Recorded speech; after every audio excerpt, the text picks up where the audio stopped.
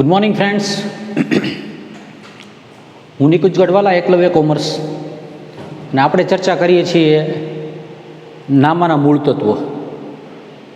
ધોરણ 11 કોમર્સમાં નામાના મૂળ તત્વોની અંદર એક ખૂબ જ ઇન્ટરેસ્ટિંગ રસપ્રદ પ્રકરણની આપણે ચર્ચા કરીએ, રસપ્રદ મુદ્દાની ચર્ચા કરીએ છીએ. હિસાબી સમીકરણ, જેને પાકા સરવૈયાના સમીકરણ તરીકે પણ ઓળખવામાં આવે છે. તમે બધા જાણો છો કે ધોરણ 11ની અંદર આપણે દ્વિનોંધી નામા પદ્ધતિનો અભ્યાસ કરીએ છીએ. દ્વિનોંધી નામા પદ્ધતિ એટલે કે ધંધાકીય એકમની અંદર જે કોઈ પણ વ્યવહાર થાય એ વ્યવહારની ઓછામાં ઓછી બે અસરો બે ખાતા ઉપર થાય છે, એટલા માટે એને દ્વિનોંધી નામા પદ્ધતિ તરીકે ઓળખાય છે. આ જે બે ખાતાઓ ઉપર થાય છે એ ખાતાઓ ગમે તે ખાતાઓ હોઈ શકે, મિલકતોના પણ હોઈ શકે અને દેવાના પણ હોઈ શકે અને મૂડીના પણ હોઈ શકે છે. એને ધ્યાનમાં રાખીને એક સમીકરણ ડેવલપ કરવામાં આવ્યું છે નિષ્ણાંતો દ્વારા, જેને આપણે હિસાબી સમીકરણ તરીકે ઓળખીએ છીએ. આ હિસાબી સમીકરણ એટલે શું? તો કે દરેક પરિસ્થિતિમાં હિસાબી સમીકરણ મળી જાય છે. બંને બાજુનો સરવાળો સરખો થવો જોઈએ. એ કે મિલકતો બરાબર મૂડી વત્તા દેવાએ સાબિત થવું જોઈએ. આપણે છેલ્લા લેક્ચરની અંદર આ પાંચમો વ્યવહાર જોતો તો પાંચમો હું એટલા માટે રિપીટ કરાવું છું કારણ કે આ જે રકમ છે, રોકડ 30,000, બેંક 20,000, સ્ટોક 35,000 ને લેણું આજે જસલીન પાસે છે 55,000નું, આ બધું જ હવે પછીના વ્યવહારની અંદર આગળ આવશે. એટલે રોકડ 30,000, બેંક 20,000, સ્ટોક 35,000 ને લેણું કેટલું છે 55,000નું, એ આગળ આવી.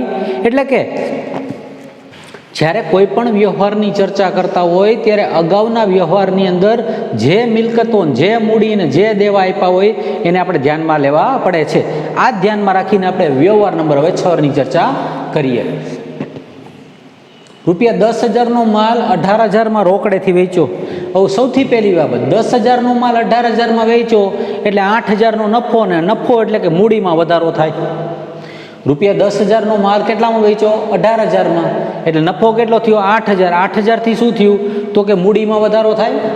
જો મૂડીમાં 8,000નો વધારો છે, પરંતુ સૌથી પહેલાં આપણે શું કરીએ છીએ? આમ નોંધ, રોકડેથી વેચ્યો એટલે 18,000 રોકડા આવ્યા હોય, રોકડ ખાતે ઉધાર 18,000. શું કર્યું તું? વેચાણ કર્યું તું, એટલે તે વેચાણ ખાતે, એટલે આપણી આમ નોંધ શું થાય? રોકડ ખાતે ઉધાર તે વેચાણ ખાતે. બાબત જેમાં તમે લખી શકો કે 10,000નો માલ રૂપિયા 18,000માં રોકડેથી વેચ્યો, તે વેચાણ ખાતે 18,000, રોકડ ખાતે ઉધાર તે વેચાણ ખાતે. હવે આ વ્યવહારથી ધંધાકીય એકમમાં શું અસર થશે? તો કે રોકડા પૈસા આવ્યા એટલે રોકડમાં વધારો થશે, રોકડ શિલક વધશે. તમે માલ વેચો એટલે માલ સામાન તમારી પાસેથી જાય, એટલે તમારા સ્ટોકમાં ઘટાડો થાય. શું થશે? સ્ટોક ઘટશે. હવે આ રોકડ શિલક વધશે ને સ્ટોક ઘટશે. રોકડ શિલક આપણી મિલકત છે, સ્ટોક આપણી મિલકત છે. એનો મતલબ એમ થયો મિલકત બાજુ બંને અસરો આવશે અને નફાની અસર ક્યાં જશે? મૂડી ઉપર જશે. એટલે રોકડ જો 30,000 હતી એમાં પ્લસ કેટલા કર્યા આપણે? 18,000 રોકડ આવી, 18,000. સ્ટોક કેટલો હતો આપણી પાસે? સ્ટોક આપણી પાસે હતો 35,000, એમાંથી 10,000નો આપણે માલ વેચ્યો એટલે હવે રહેશે 25,000. લેણું, તો કે લેણું જસલીન પાસે જે લેવાના હતા એમાં કોઈ ફેરફાર નથી. બેંકમાં પણ કોઈ ફેરફાર નથી. એટલે કે રોકડમાં કેટલો વધારો થયો? રોકડમાં 18,000નો વધારો થયો અને સ્ટોકમાં 10,000નો ઘટાડો થયો. બાકી લેણામાં કોઈ ફેરફાર નહીં અને બેંકમાં કોઈ ફેરફાર થશે નહીં. અને મૂડીમાં કેટલો વધારો થયો? 8,000નો વધારો થયો. હવે આપણે જો ટોટલ કરવાનો હોય 48,000 પ્લસ 25,000 પ્લસ 55,000 અને પ્લસ 20,000, એટલે કુલ કેટલા થશે? 1,48,000 રૂપિયાનો મિલકત બાજુનો સરવાળો આવશે. કઈ બાજુનો? મિલકત બાજુનો. એટલે 1,48,000 બરાબર મૂડી વત્તા દેવા, તો કે 1,08,000 વત્તા 40,000. 1,08,000 વત્તા 40,000 એટલે મૂડી 1,08,000 વત્તા 40 એટલે 1,48,000. એટલે મિલકતો બરાબર મૂડી વત્તા દેવા સાબિત થઈ ગયું. 1,48,000 બરાબર 1,48,000. હવે પછીના વ્યવહારમાં જાય ને એ પહેલાં તમે યાદ રાખજો, રોકડ કેટલી 48,000, સ્ટોક કેટલો 25,000, લેણું કેટલું 55,000, બેંક 20,000, મૂડી 1,08,000 ને દેવું 40,000. એટલી વિગતો હવે પછીના વ્યવહારમાં વધારો ઘટાડો એમાં થઈ શકે છે. જોઈએ પછીનો વ્યવહાર. હિમાનીને 2,000નો માલ પરત કર્યો. હિમાની પાસેથી આપણે ઉધાર ખરીદી કરી હતી. હિમાની પાસેથી ઉધાર ખરીદી કરી હતી એટલે હિમાનીને આપણે માલ મોકલી દઈએ એટલે આપણે દેવામાં ઘટાડો થયો, જવાબદારીમાં ઘટાડો થયો, લેણદારોમાં ઘટાડો થશે. પેલી આમનું હિમાનીને 2,000નો માલ પરત કર્યો. ખરીદી ઉધાર થાય ને ખરીદ પરત શું થાય? જમા. ખરીદ પરત જમા એટલે હિમાની ખાતે ઉધાર તે ખરીદ પરત ખાતે, હિમાની ખાતે ઉધાર તે ખરીદ પરત ખાતે. 2,000 રૂપિયા થયા, બરોબર. હિમાની લેનાર છે, વ્યક્તિગત ખાતું, લેનાર ખાતે ઉધાર, હિમાની ખાતે ઉધાર તે ખરીદ પરત ખાતે. હવે 2,000નો માલ પરત કર્યો એટલે આપણા સ્ટોકમાં ઘટાડો થાય, આપણા સ્ટોકમાં ઘટાડો થશે અને આપણી જવાબદારીમાં ઘટાડો, દેવામાં ઘટાડો, લેણદારોમાં ઘટાડો થશે. હિમાની આપણી પાસે હવે જેટલા પૈસા માગતી હતી એમાં 2,000 ઓછા માગશે. એટલે હવે જો રોકડમાં કોઈ ફેરફાર નહીં, બેંક સિલકમાં કોઈ ફેરફાર નહીં, શું થશે? સ્ટોકમાં ઘટાડો થશે. સ્ટોક પહેલાં કેટલો હતો? 25,000, હવે 2,000 ઘટીને કેટલા થશે? 23,000. એવી રીતે દેવું 40,000 હતું, એમાંથી 2,000 આપણે સ્ટોક પરત કર્યો એટલે વધશે કેટલા? 38,000.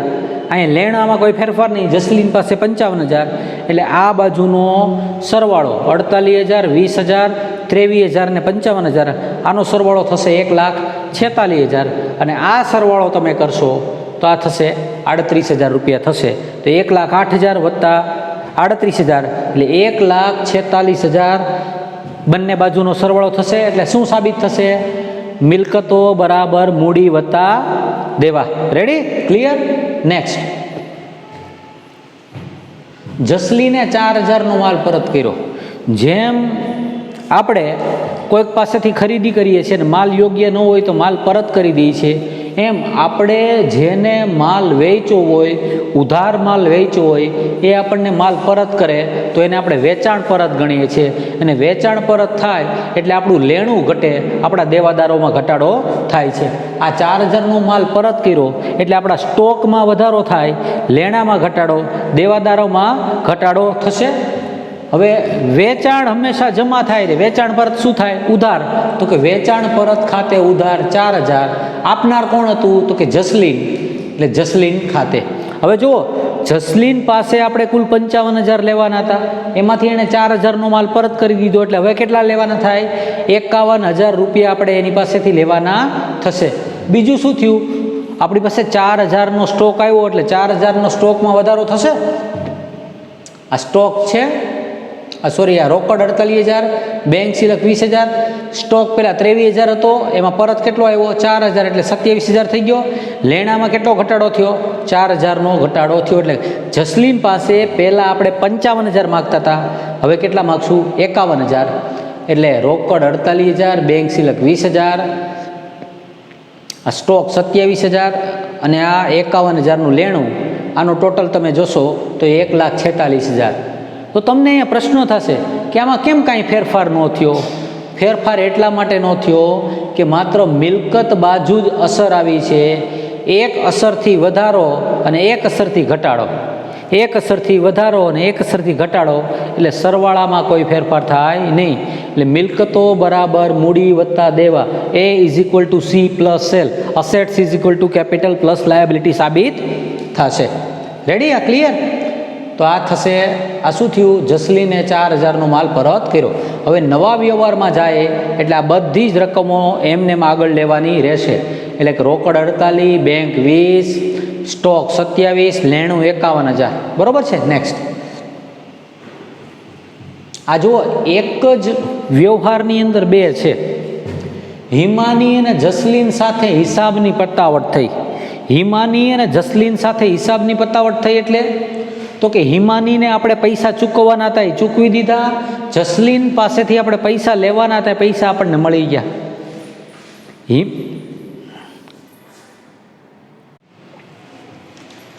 આ વ્યવહાર તમને ફરી વાર એકવાર સમજાવી દઉં. હિમાની અને જસલીન સાથે હિસાબની પતાવટ થઈ. હવે હિમાની અને જસલીન સાથે હિસાબની પતાવટ થઈ એનો મતલબ એવો છે, આપણે ઘણીવાર ન કે ભાઈ જૂનો હિસાબ પૂરો કરી દે, એમાં અહીંયા હિસાબ પૂરો કરવાની વાત છે. એટલે કે લેવાના હોય તો લઈ લેવાના, દેવાના હોય તો દઈ દેવાના. એમ હિમાની પાસે, હિમાનીને આપણે ચૂકવવાના હતા એ ચૂકવી દેવાના, જસલીન પાસેથી જે લેવાના હતા એ લઈ લેવાના.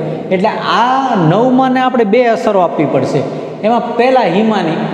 હવે હિમાની પાસેથી આપણે યાદ કરો તમે 40,000 રૂપિયાની ખરીદી કરી હતી અને 2,000 રૂપિયાનો માલ પરત કર્યો હતો. એનો મતલબ છે હિમાનીને આપણે કુલ 38,000 રૂપિયા ચૂકવવાના હતા. એટલે હિમાની ખાતે ઉધાર તે રોકડ ખાતે. હિમાનીને કેટલા ચૂકવવાના હતા? 38,000. એટલે હિમાની ખાતે ઉધાર તે રોકડ ખાતે. હિમાનીને પૈસા આપણે ચૂકવી દઈએ એટલે આપણું દેવું બધું પૂરું થઈ ગયું, દેવો થઈ જાય દેવું 0 અને રોકડ પણ 38,000 ઘટે. એટલે કે આપણું દેવું ઘટશે, જવાબદારી ઘટશે, લેણદારો ઘટશે અને સામે રોકડમાં ઘટાડો થશે. એટલે જુઓ, રોકડ 48,000, એમાંથી 38,000 વયા જાય એટલે રોકડ વધશે 10,000, બેંક 20,000, સ્ટોક કેટલો? સ્ટોકમાં કોઈ ફેરફાર થશે નહીં, લેણું તો એમને રહેશે. બીજો ક્યાં ફેરફાર થશે 38,000નો?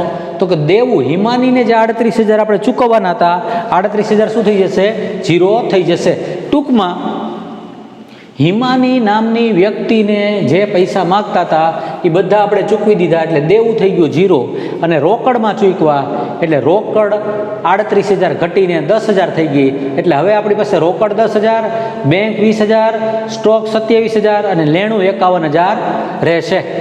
બરોબર છે?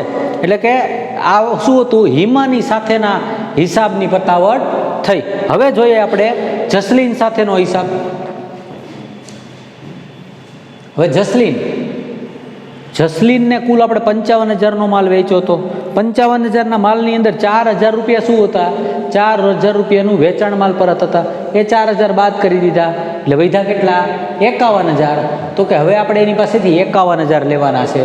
તો રોકડ ખાતે ઉધાર તે જસલીન ખાતે પહેલાં 38,000 ચૂકવા અને આવ્યા કેટલા? 51,000. એટલે આપણી પાસે રોકડ 10,000 હતી, એમાં 51,000 આપ્યા, 10 + 51 એટલે 61,000. અને આ જસલીન નામની વ્યક્તિ એટલે જસલીન નામના દેવાદારો આપણને પૈસા ચૂકવે છે એટલે રોકડ આવે છે એટલે રોકડ ખાતે ઉધાર તે જસલીન ખાતે એટલે 51,000 રોકડ આવી. હવે જસલીન પાસે, જસલીન આપણને પૈસા ચૂકવી દે એટલે આપણા દેવાદારો પૂરા થઈ જાય. લેણામાં ઘટાડો થાય, આપણા દેવાદારોમાં ઘટાડો થાય. આપણે જે પૈસા લેવાના છે એટલે પૈસા પૂરા થઈ જાય એટલે રોકડ થશે 61,000. મૂડીમાં કોઈ ફેરફાર નહીં, હિમાનીને તો પૂરા ચૂકવી દીધા હતા. રોકડ 61,000, બેંક 20,000, સ્ટોક 27,000 અને લેણું જે પહેલાં 51,000 હતું 51,000 ચાલ્યા જશે એટલે થઈ જાય 0. મિલકતો બરાબર મૂડી વત્તા દેવા A = C + L સાબિત થઈ જાય છે. દરેક વ્યવહારમાં સાબિત થાય. મિત્રો તમે ગમે તે વ્યવહાર લઈ લો, કોલેજના ગમે તે વ્યવહાર લઈ લો, હંમેશા A = C + L એમાં સાબિત થાય જ છે. નેક્સ્ટ, ₹5,000 બેંકમાંથી ઉપાડ્યા એટલે પૈસા આવે. બેંકમાંથી ઉપાડ્યા એટલે પૈસા આવે. રોકડ ખાતે ઉધાર તે બેંક ખાતે. અહીંયા ઉપાડ્યાનો મતલબ ઉપાડ નથી. ઉપાડ કોને કહીએ છીએ? કે જ્યારે માલિક પોતાના અંગત ખર્ચા કરવા માટે જે પૈસા વાપરે એને ઉપાડ કહેવાય. આ તો 5,000 બેંકમાંથી ઉપાડ્યા, કાંઈ કીધું નથી એટલે આપણે માનીએ ધંધા માટે જ છે. રોકડ ખાતે ઉધાર તે બેંક ખાતે. આ 5,000 અને 5,000 રોકડ આવી એટલે રોકડ સિલક વધી અને બેંકમાંથી પૈસા લીધા એટલે બેંક સિલકમાં ઘટાડો થયો. રોકડ વધી અને બેંક સિલક ઘટી. રોકડમાં શું થશે? વધારો. બેંક સિલકમાં શું થશે? ઘટાડો. એટલે કે રોકડ 61,000 હતી, એમાં 5,000નો વધારો એટલે રોકડ થશે 66,000. બેંક સિલક, હવે જો બેંકમાં પહેલાં આપણી પાસે કેટલા પૈસા પડ્યા હતા? 20,000. આપણે કેટલા ઉપાડી લીધા? 5,000. એટલે 5,000 ઘટાડો થઈ ગયો એટલે બેંક કેટલા થઈ ગયા? હવે 15,000. આ વ્યવહારની સમીકરણ ઉપર એક જ બાજુ અસર આવે છે એટલે એક અસરથી વધારો ને એક અસરથી ઘટાડો. એક અસરથી વધારો ને એક અસરથી ઘટાડો અને સરવાળો શું થશે? સરવાળો સરખો જ રહેવાનો છે. એટલે રોકડ ખાતે ઉધાર તે બેંક ખાતે, રોકડમાં વધારો, બેંક સિલકમાં ઘટાડો. રોકડમાં 5,000નો વધારો, બેંકમાં 5,000નો ઘટાડો અને મૂડી દેવા બાજુ કોઈ પણ પ્રકારનો ફેરફાર થતો નથી એટલે સરવાળો કેવો રહેશે? સરખો. મિલકતો બરાબર મૂડી વત્તા દેવા. ₹4,000 પગારના ચેકથી ચૂકવ્યા. 4,000 પગારના ચેકથી ચૂકવ્યા એટલે પગાર એ ખર્ચ છે. પગાર એ શું છે? ખર્ચ. ખર્ચથી મૂડીમાં ઘટાડો થાય અને નફાથી મૂડીમાં વધારો થાય. એટલે 4,000 પગારના ચેકથી ચૂકવ્યા એટલે આ મૂડી બાજુથી 4,000 રૂપિયા બાદ કરીશું એટલે આવશે 1,04,000. મૂડીમાંથી 4,000 છે ને આ પગારના. કોઈ પણ પ્રકારનો ખર્ચ થાય એટલે મૂડીમાં ઘટાડો થાય અને કોઈ પણ પ્રકારની આવક કે ઉપજ થાય તો મૂડીમાં વધારો થાય. પગાર એ ખર્ચ છે એટલે મૂડીમાં ઘટાડો, 4,000 રૂપિયાનો ઘટાડો થયો. એવી જ રીતે ચેકથી ચૂકવ્યા એટલે કે તે બેંક ખાતે, પગાર ખાતે ઉધાર તે બેંક ખાતે. ચેકથી ચૂકવ્યા એટલે બેંક સિલકમાં ઘટાડો થશે, મૂડીમાં ઘટાડો ખર્ચથી, અને બેંક સિલક ઘટે. બેંક સિલકમાં ઘટાડો એટલે આપણી પાસે રોકડ 66,000 હતી ને બેંક કેટલી હતી? 15,000. બેંક 15,000માંથી 4,000 તમે બાદ કરી નાખો તો 11,000 વધે. સ્ટોકમાં કોઈ ફેરફાર નથી. એટલે કે પગાર ખાતે ઉધાર તે બેંક ખાતે. પગાર એટલે કે ખર્ચ છે, ખર્ચથી મૂડીમાં ઘટાડો થાય એટલે મૂડી બાજુનો સરવાળો આવશે 1,04,000 અને મિલકત બાજુનો સરવાળો કરીએ તો રોકડ 66, આ 15માંથી 4 વહી જાય એટલે 11 અને ત્યારબાદ 27 એટલે 66 વત્તા 11 એટલે કે 77,000 વત્તા 27,000 એટલે 1,04,000. મિલકતો બરાબર મૂડી વત્તા દેવા હંમેશા સાબિત થઈ જાય. A = C + L. વિદ્યાર્થી મિત્રો, અત્યારે આ એક આપણે દાખલાને ખૂબ ભારપૂર્વક ચર્ચા કરી રહ્યા છીએ. એક જ દાખલામાં આપણે થોડોક સમય વધારે લઈ રહ્યા છીએ. એની પાછળનું કારણ છે હિસાબી સમીકરણ સમજવા માટેના આપણે પ્રયત્નો કરી રહ્યા છીએ. ટેક્સ્ટ બુકની અંદર તમને જે 2 ઉદાહરણ આપ્યા છે એ બંને ઉદાહરણનું સ્ક્રીન રેકોર્ડિંગ તમને મોકલીશ એટલે આ ઝડપથી તમને પ્રકરણ સમજમાં આવશે. કોઈ પણ પ્રકારના પ્રશ્નો હોય તો જાણ કરવા વિનંતી. Thank you very much.